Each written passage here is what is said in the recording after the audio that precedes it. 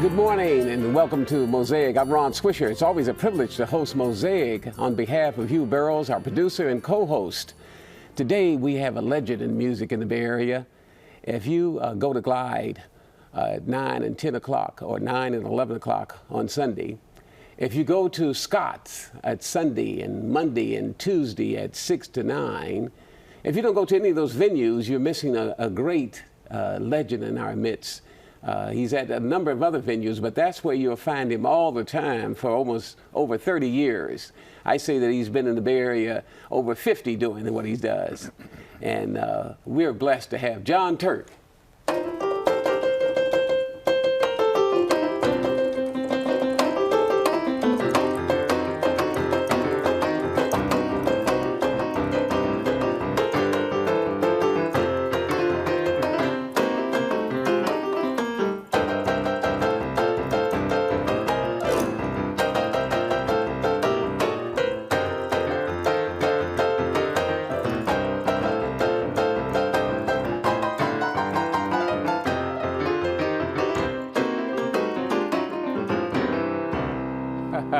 What a blessing. Great to have you, John. It's a pleasure, man. Great, great.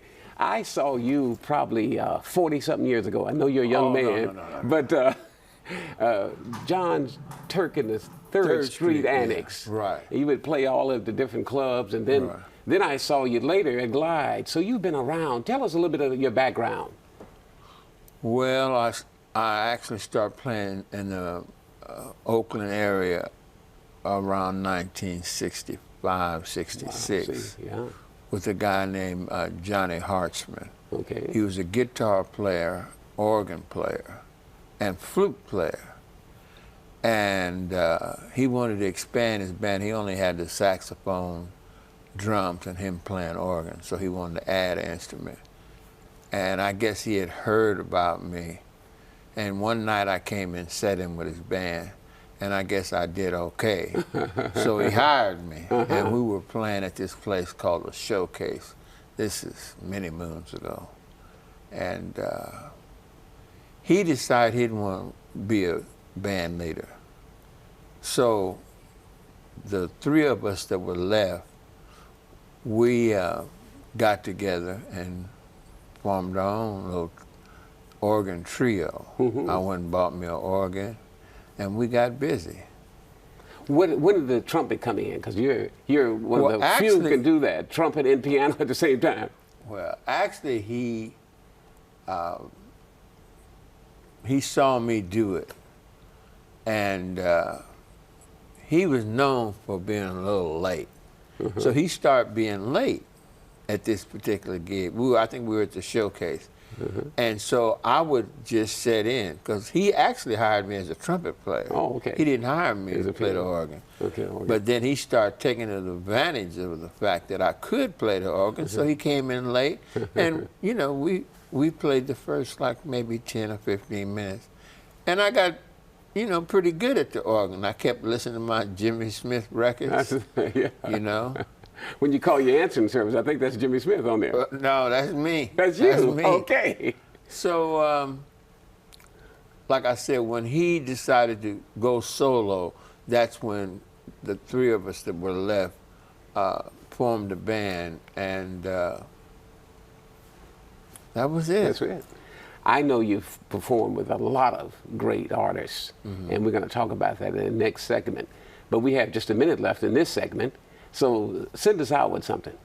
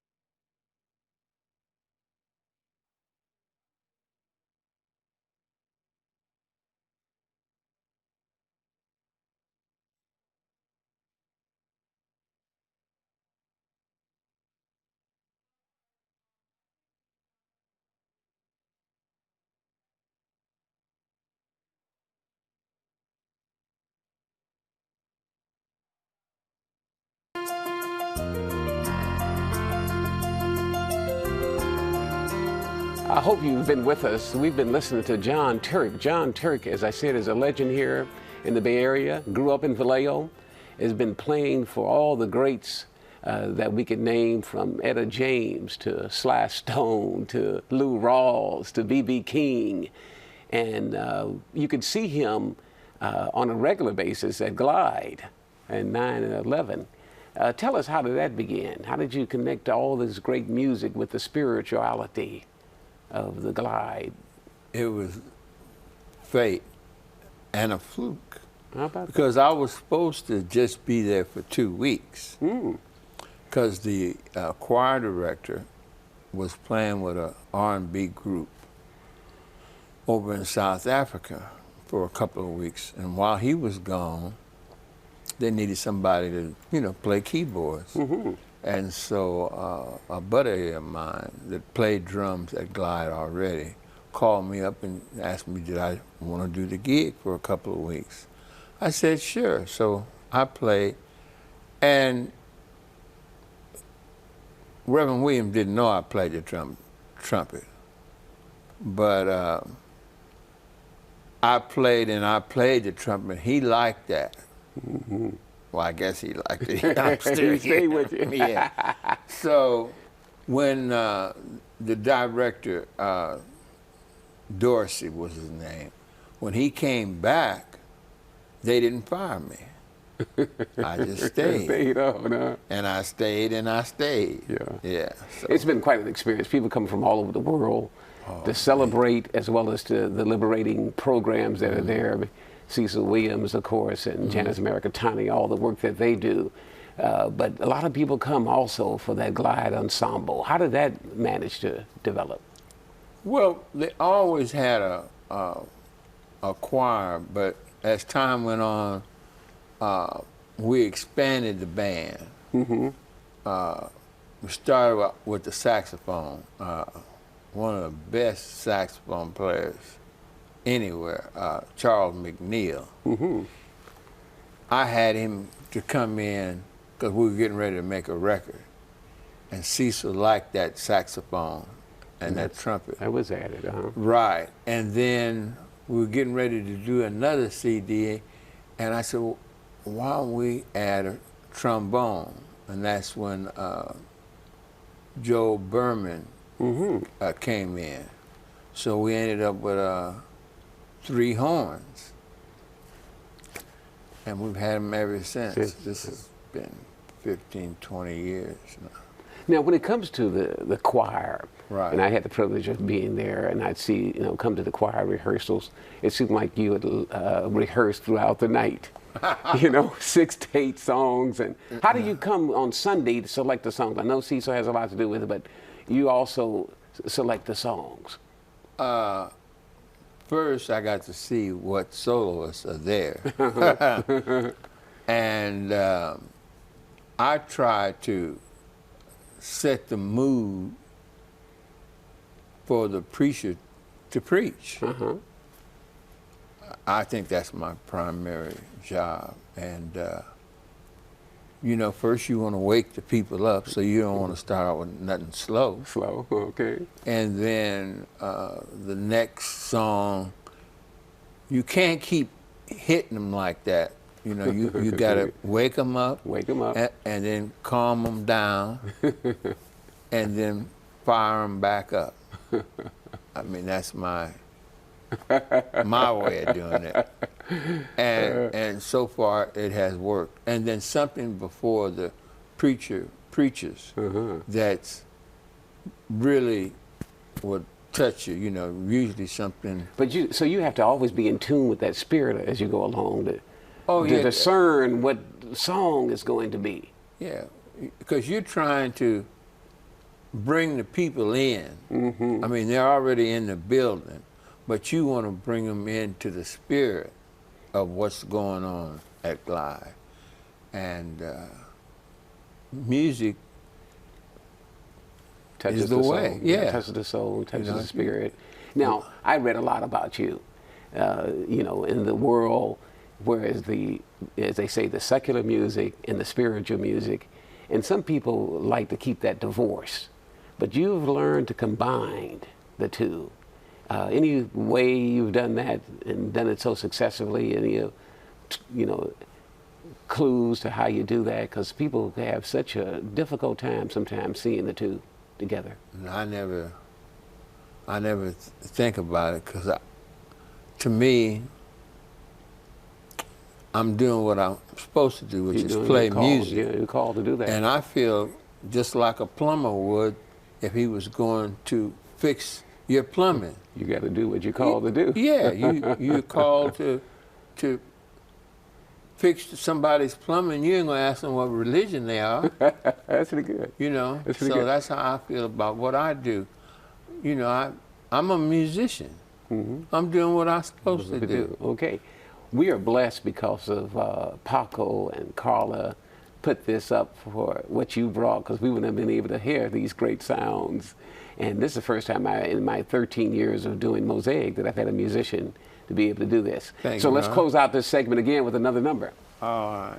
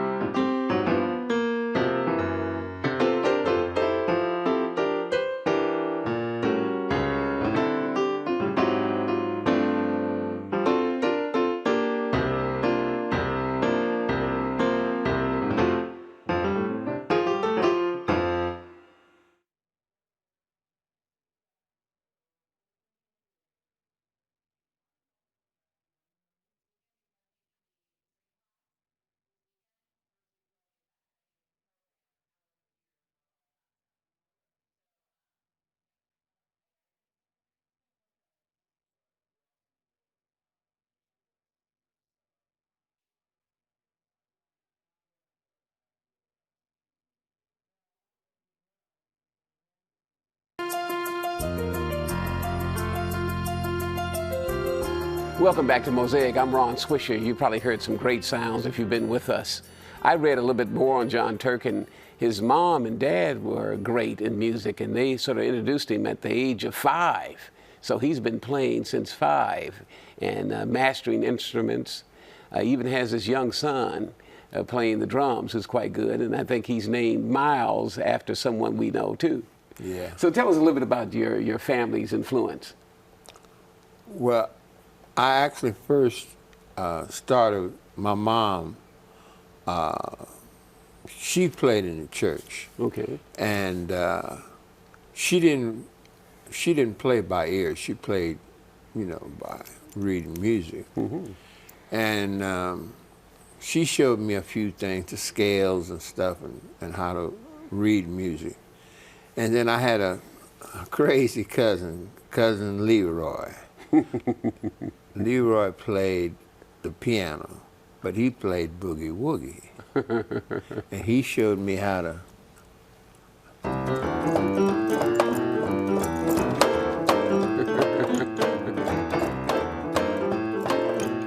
well, anyway, I got into it, you know, once I heard that boogie woogie, and I was gone. That was it. It was all over for me. And what was your dad's influence? My dad, he's the one that loved the music so much he would go buy the records. My mama didn't buy any records. He'd get them records by Ivory Joe Hunter, Nat King Cole, Arthur Prysock, and I would just sit there and listen to them for hours. Those greats. Yeah. How did you manage to get with people like Lou Rawls and B.B. King and go around the world with these kind of people, Esther Phillips? And well, at the time, there was a club owned by Don Barksdale. Oh, yeah, I remember him, Yeah, of course. it was called the Showcase. Actually, he had 2 clubs, the Showcase and the Sportsman. Okay. And he would have, say, like Bobby Blue Bland in one club and Lou Rawls at the other. And by us playing at the Showcase at that time, I got to play with everybody that was big. You know, they called it the Chitlin Circuit. But coming from Vallejo, I thought I was, man, heaven. I mean, I got to play with and talk with the greatest R&B entertainers in the world. I mean, it doesn't get much better than Etta James and Lou Rawls, really, Lil yeah. Willie John, Arthur Price, Ernie Andrews. Right. Charles Yeah. Musselwhite. Yeah. Right. I played on a record with him years ago. So it's great for me. In the travels, I think I've heard you say that one of the most difficult things about being a musician is the travels. You don't miss that, huh? No. I like to go to bed on my own bed. Yeah. You know. And I had, at the time, I had 2 kids. And I never will forget, I played at the Regal Theater in Chicago. And I got to meet some of the members of the band with Lloyd Price. And Another legend. yeah. And so some of those musicians had been on the road with Lloyd Price for years. I think he's still living, isn't he? I'm not sure. Yeah, I think he is. And they only seen their kids like once a year, twice a year, or if they were coming through the town. It's difficult. See, you know, I didn't want to do that. No. And ride on a bus. You had mentioned earlier that you first have to check out the solos before you select certain songs. Well, Right. one of the solos is your wife. Yeah. Yeah. It's Cheryl, right? Right, And right. you've been married for 20 years? No. Should have been, but 10. 10. 10, okay. Yeah. Yeah. She's very, I'm not saying it because my wife, because she can really sing. Yeah, she did. She's great. I always look forward. We heard you at the annual conference of the United Methodist Church. Right. Last month. Right. So we heard her as well as the choir, and of course your band and all that you bring. Yeah. And we were really quite blessed. Thank you. Thank you. You know, when I go and see you at Scott's, which I did not long ago, I always ask for certain songs, and My Funny Valentine. You still got that on your repertoire? Yeah. Put a little bit of it.